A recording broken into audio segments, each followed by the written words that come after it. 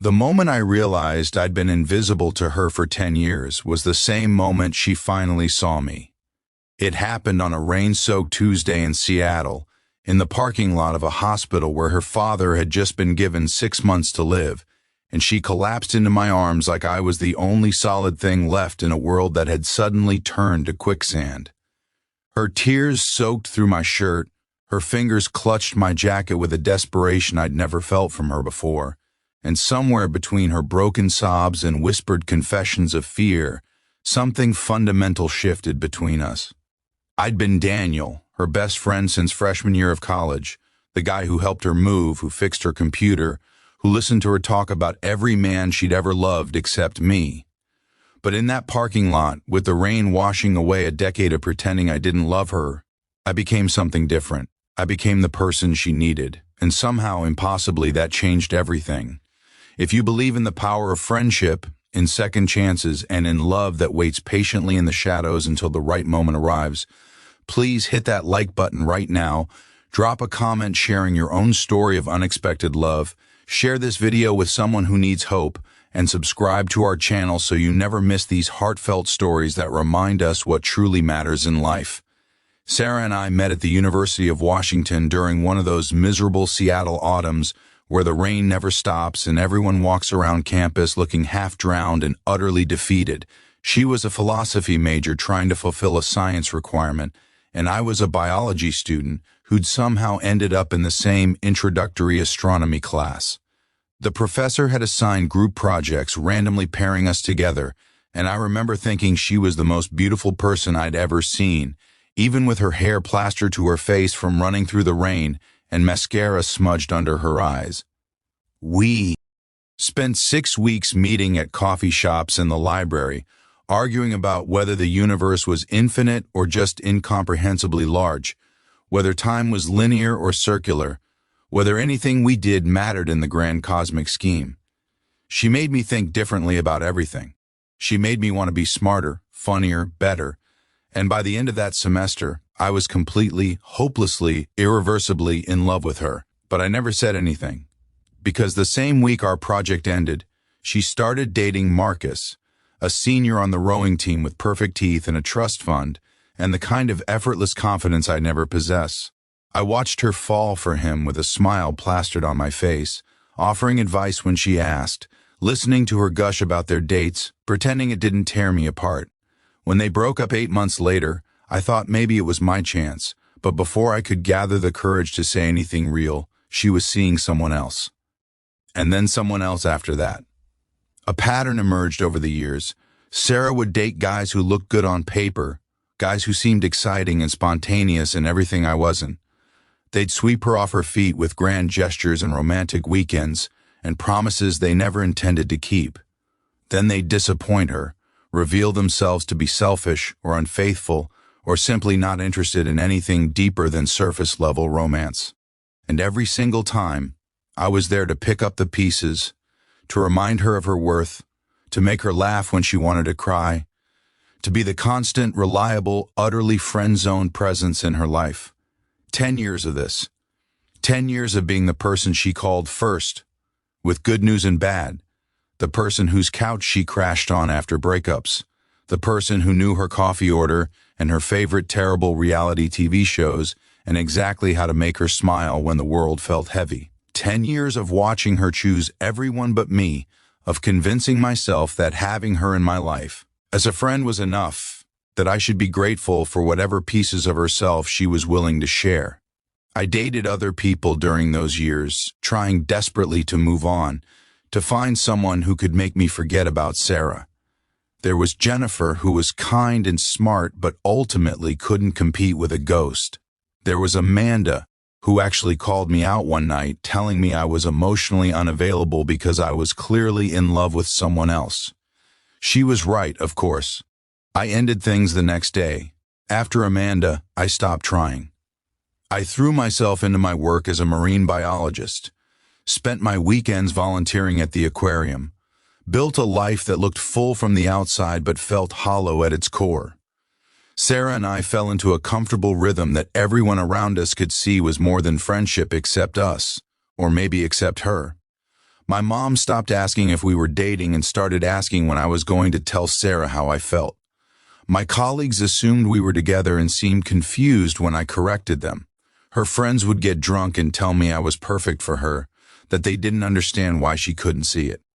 But I'd made my peace with it, or so I told myself. I'd convinced myself that this half-life of loving her from a careful distance was sustainable, was enough, was all I deserved for being too cowardly to risk our friendship on the truth. Then her father got sick. Richard had always been this larger-than-life figure, a high school history teacher who could quote Shakespeare and fix cars and make everyone around him feel important. He was the kind of dad who showed up to everything, who treated me like family from the moment Sarah brought me home for Thanksgiving our sophomore year. When Sarah called to tell me he'd collapsed at school, that the tests had revealed stage 4 pancreatic cancer, her voice was so small and lost that I barely recognized it. I drove straight to the hospital, not even bothering to change out of my work clothes, arriving just as the oncologist was explaining treatment options that everyone in the room knew were really just ways to buy time rather than cure. The next 6 weeks were a blur of hospital visits and difficult conversations, and watching Sarah try to hold herself together for her mother while slowly fragmenting inside. I rearranged my entire life around being available for her. I drove her to appointments when she was too emotionally exhausted to trust herself behind the wheel.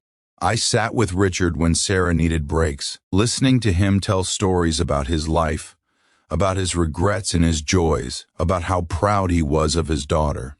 I brought meals to their house, organized a schedule of friends and family to help, made sure Sarah's mom wasn't drowning in the administrative nightmare of serious illness. And somewhere in all of that, in the raw intimacy of shared grief and fear, the walls between Sarah and me started to crumble. It began with small things. The way she started reaching for my hand without thinking about it, the way she'd fall asleep, with her head on my shoulder in the hospital waiting room and wake up looking surprised but not uncomfortable.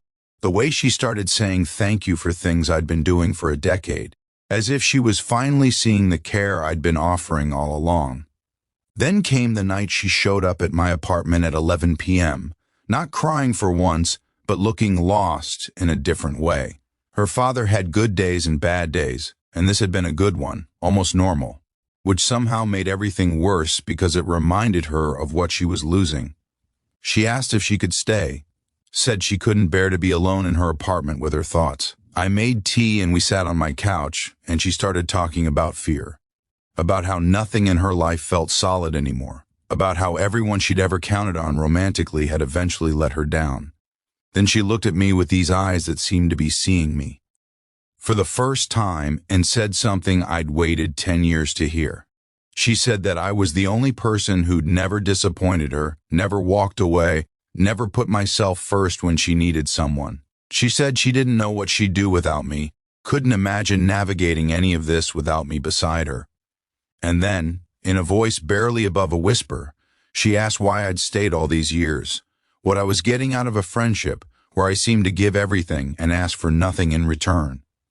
The honest answer would have destroyed me a year earlier. But grief changes things. Mortality makes you brave in ways comfort never can. So I told her the truth I'd been carrying like a stone in my chest for a decade.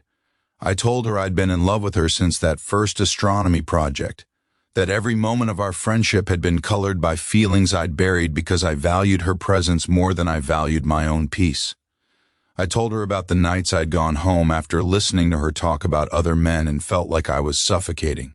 I told her I'd stayed because even the pain of loving her unrequited was better than the emptiness of a life without her in it. Sarah started crying, and I immediately regretted everything, convinced I'd just destroyed the most important relationship in my life during the worst possible time. But then she moved closer, took my face in her hands, and told me she'd been an idiot. She said she'd spent years choosing men who were safe because they didn't matter, because when they left it didn't break her. She said she'd kept me at arm's length because losing me would destroy her, so she'd convinced herself we were better as friends, that romance would ruin what we had. But watching her father fade, confronting the reality that nothing lasts forever, and all we have is the love we're brave enough to claim right now, had made her realize she'd been wasting time being afraid.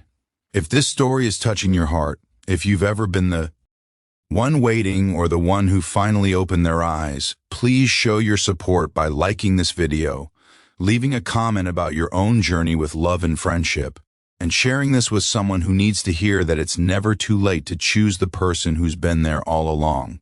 When Sarah kissed me that night, it felt like coming home and discovering a new country at the same time.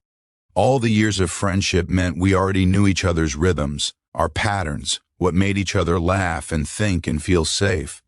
But this was different, deeper, charged with a decade of suppressed longing finally allowed to surface. We spent that whole night talking and kissing and making promises we should have made years earlier. And by the time the sun rose over Seattle, painting her face in soft gold light, we'd crossed a threshold we could never uncross. Her father passed away 7 weeks later, on a quiet Sunday morning with his family around him. The grief was devastating, but Sarah didn't face it alone. She faced it with me, not as her friend but as her partner, and somehow that made all the difference. In the months that followed, as she navigated loss and learned to carry her grief while still moving forward, our relationship deepened in ways I never could have imagined. The foundation of friendship we'd built over 10 years meant we didn't have to learn how to communicate or trust each other. We already knew. We just had to learn how to be romantic partners, and that part came naturally because it had always been there, waiting. Before we reach the end, I want to ask something special of you. If this story reminded you that love can be found in unexpected places, that sometimes the person you've been looking for has been beside you all along, please take a moment to comment with one word, finally. I read every comment, and I want to feel your presence here with us.